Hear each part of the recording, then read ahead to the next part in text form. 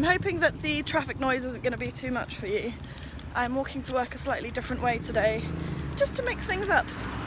It is Wednesday today, which means that it's the needle felting day at work. I'm walking through a really busy industrial estate, which is why there's so much really loud traffic, because it's not like normal cars. I started the needle felting club after Christmas because I did a taster session at one of our Christmas events and people enjoyed it, so we decided that we were going to do it every week. So now every Wednesday lunchtime, loads of people, changes every week, come to needle felting. I say loads, I mean like 5 or 6, which I think is loads. We've done a few different projects. There's been an amazing owl, there've been cats, rabbits, one person did a blue tit, someone's working on a chicken, and today one of the girls is embarking. That was a massive lorry. Today one of the girls is embarking on a life-size swan. We found a tutorial for a goose and we're going to give it a go. I'm going to try document it, but I'll let you know how that goes.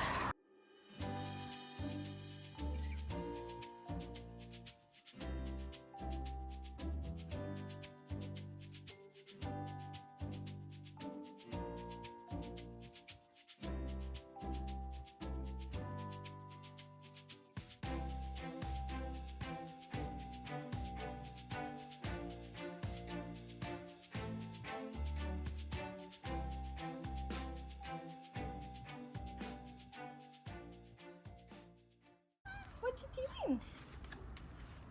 What you doing? You just chilling? Hey? What you doing, little one? Oh, you've been out here for hours. It is currently 28 degrees Celsius. It's very hot, Tongues Bear. No wonder you're in the shade. Yeah, look at the bee. There's a bee on the lavender.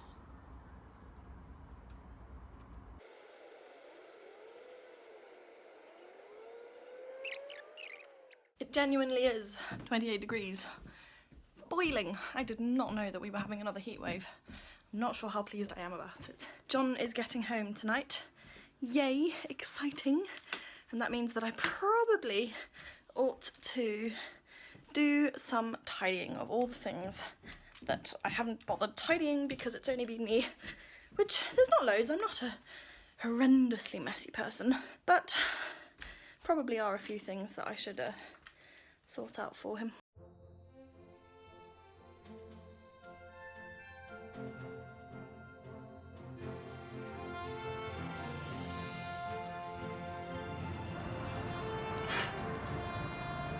Are you going to come in? Are you going to come in? Alright, I'll come down.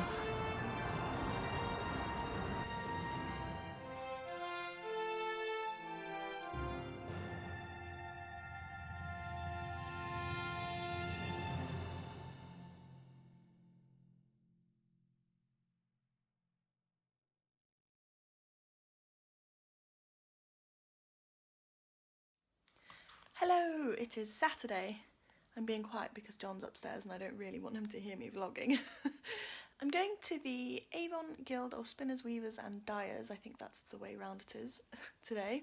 Taking my kiwi and also some green fibre. So I got that at Wonderful Wales from Wing and Wool Works, who I bought my spinning wheel from.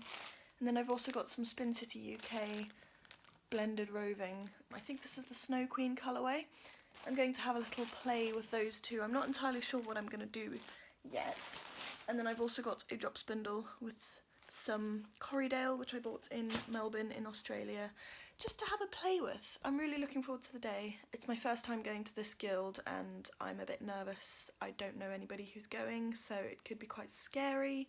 But I put it into my diary months ago and all morning I've been playing, should I go, should I not go? And I think I've got to go because there are so many other things I could have been doing today, but I cancelled or I didn't accept any of them because I was going to the guild and it will be good for me. We are ready to go. I have strapped my spinning wheel in. Let's go. I am here! It took me a very long time because I ended up being on the phone to my lovely mother for about half an hour, but I'm going to go and get into the hut and figure out what's going on and meet lots of new people, which I'm a bit scared about, but it's going to be fine, right? Future Corrie here. There was a talk at the meeting which was by Teresinha Roberts, who runs Wild Colours, and she basically went through all of these incredible natural materials and showed us what colours you could make from them, gave us a talk about how to actually natural dye and some of the history behind the dye stuffs. The side of the table that you're looking at now was all of the sort of tropical exotic things. So she showed us all of these incredible samples. I think she mostly dyed on silk and just gave us a load of extra little tips if we ever wanted to try it. For example, she dyed most of her stuff onto silk, and you have to soak silk for a couple of days before you dye it so that it takes the dye better. The first side of the table, so she did the talk walking around these U-shaped tables. She started talking about stuff that you can get in the UK. So this was a madder root, and part of the reason I'm bending down like this is so that I can take nice photos as well. This was eco printing and showing the different colours that you can get with onion skins, and showing that beetroot is a really, really bad dye. And I think this is woad, which makes this incredible luminescent yellow. And she also, some of the other tips that she gave us included things like you can, if you put chalk into the water for certain dye stuffs, it makes a better dye. And when you're mordanting, so you have to put stuff into the water along with the dye stuff to make it take on the fabric. You can use various things like rhubarb leaves or alum. And yeah, it was just really fascinating. I learnt a lot of stuff, and I'm really, really looking forward to a workshop that I'm doing with Ricky in a couple of weeks about natural dyeing. We're going to be eco-printing onto silk scarves. I will definitely film that for you, but it was definitely a worthwhile thing, something I would never have seen if I hadn't joined the guild. I'm now a fully fledged member, and it was just a really good day. So if you're interested in spinning, weaving or dyeing, or even just the talks as a fibre aficionado, definitely check out your local spinning guild, because I think they do talks like this everywhere. Hello, we are at a local bar and having beer and burgers, because what could be better on a Saturday afternoon? John is being cameraman at the moment. I got back from my spinning thing probably about half an hour ago, and oh my god, it's fine.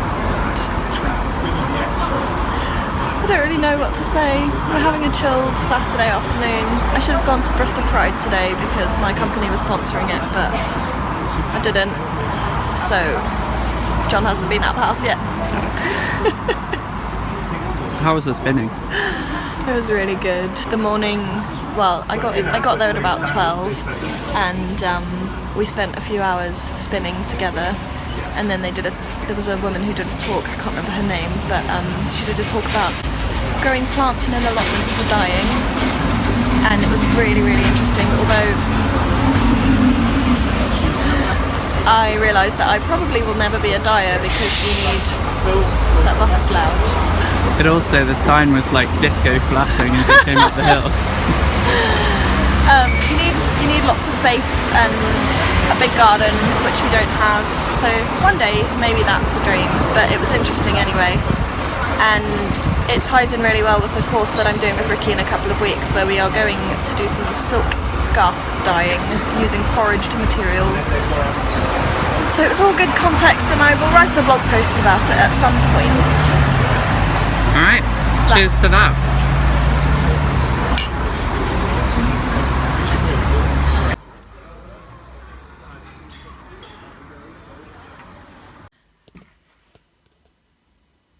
Am I supposed to be talking?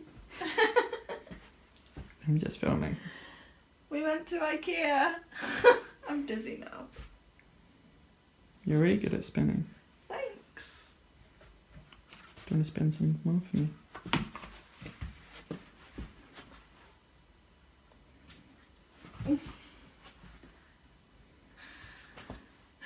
It's the next Saturday. I haven't really had much time this week to do any editing or anything, so that's why you've had 2 days in one, and why I haven't actually uploaded anything for a little while. Anyway, I am going to start editing my video of my day at the zoo for my birthday, so I will get on that, and I hope you have enjoyed this vlog, and I'll pop a link to Wild Colours in the description box down below. I really hope you found that interesting. I certainly did, and I'm really looking forward to my silk dyeing workshop with Ricky, which is now next weekend. I will see you all soon. Thank you so much for watching. Bye!